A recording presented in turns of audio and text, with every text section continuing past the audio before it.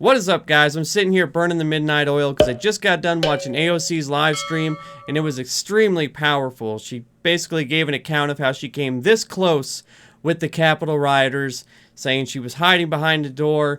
They came in shouting, "Where is she? Where is she?" They came into her office doing that.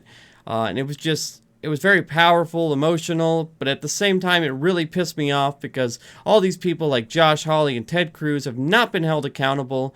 But anyway, we're going to go through a couple clips and break it down. And we also have a clip with Katie Porter. So let's get into it. Like, I'm here and the bathroom door starts going like this. Like, the bathroom door's behind me, or rather in front of me. And I'm like this, and the door hinges right here.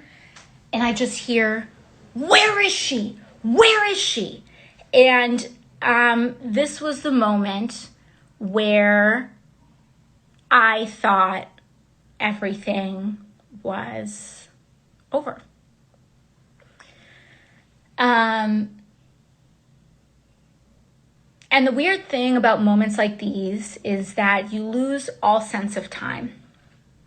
In retrospect, maybe it was 4 seconds, maybe it was 5 seconds, maybe it was 10 seconds, maybe it was 1 second. I don't know. It felt like my brain was able to have so many thoughts in that moment, between these screams and these yells of, "Where is she? Where is she?" And so I go down and I thought I was going to die. And I had a lot of thoughts. You have a lot of thoughts, I think, when you're in a situation like that. And like, also one of those thoughts that I had was, I just happened to, be a spiritual person and be raised in that context. And I really just felt like, if this is the plan for me, then people will be able to take it from here. I had a lot of thoughts, but that was the thought that I had about you all. I felt that if this was the journey that my life was taking, that I felt that things were going to be okay. Like, just watching that, all I could think was like, man, I just cannot imagine being in that situation. One time I was in a car wreck and we skid for a little while, and for like 5 seconds I knew something bad was about to happen, but I couldn't do anything to stop it. And I knew I wasn't gonna die or anything. Like, it was just gonna be semi bad, car wreck. But in this situation, knowing there's people actively hunting you, screaming, going in your office, your space, and all over bullshit. That is the worst part. I mean, any of this stuff is terrible. Any of these people that would do anything like this are the scum of the earth. But it's all over bullshit. All over bullshit pushed by Ted Cruz. All over bullshit pushed by Josh Hawley and 100 members of the GOP. Many senators. The President of the United States. The former President of the United States. His entire family. All of this hot fucking garbage was pushed by them. And it almost got her killed along with the rest of Congress. It is absolutely appalling, and that's why we cannot let up on this. This does not just get to be swept under the rug. These people need to answer for this bullshit, and you need to be making a big deal out of it, because no one else is going to. I don't want to hear about unity. All for unity once these people answer for this shit that they have done. But anyway, this is another clip, and she gets a little bit emotional, and she talks about some trauma in her past. I won't get too into it. I'll just let her do it. If you are learning things about me in the course of this live that you didn't know before, and it's not, a thing about hiding or anything like that. But, sometimes you just can't tell the same story over and over. So anyways, The reason I say this and the reason I'm getting emotional in this moment is because these folks who tell us to move on, that it's not a big deal, that we should forget what's happened, or even telling us to apologize, these are the same tactics of abusers. And I'm a survivor of sexual assault. And I haven't told many people that in my life. But when we go through trauma compounds on each other. And so whether you had a negligent or, a neglectful parent, or whether you had someone who was verbally abusive to you, whether you are a survivor of abuse, whether you experience any sort of trauma in your life, small to large, these episodes can compound on one another.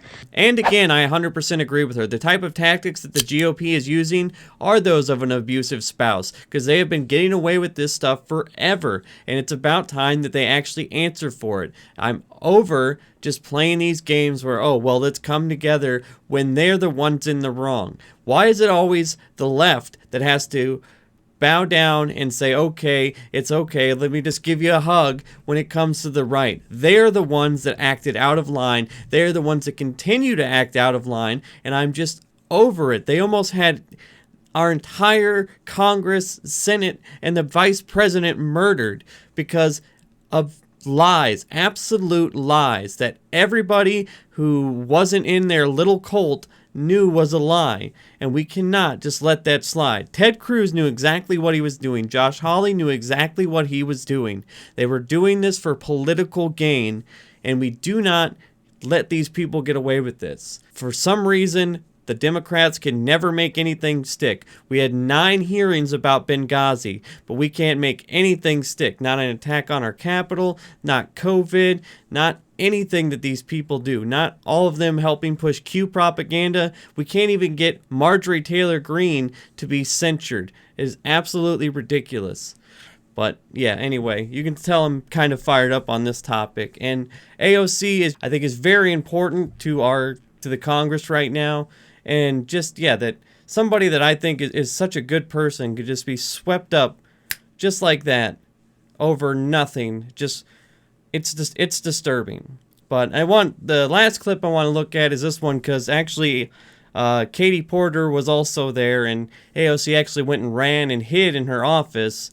And yeah, it was pretty interesting, scary, and interesting little tidbit she shared.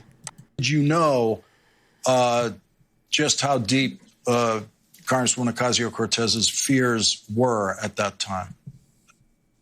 Well, at first she saw me, and we waved. I went into my office, and a couple seconds later, she knocked and she said, could we come in? And I said, of course. And she began to, her staffer was trying to describe what had happened. And Alex is really usually like unfailingly polite and very personable. And she wasn't even really talking to me. She was opening up doors. And I was like, can I help you? Like, what are you looking for?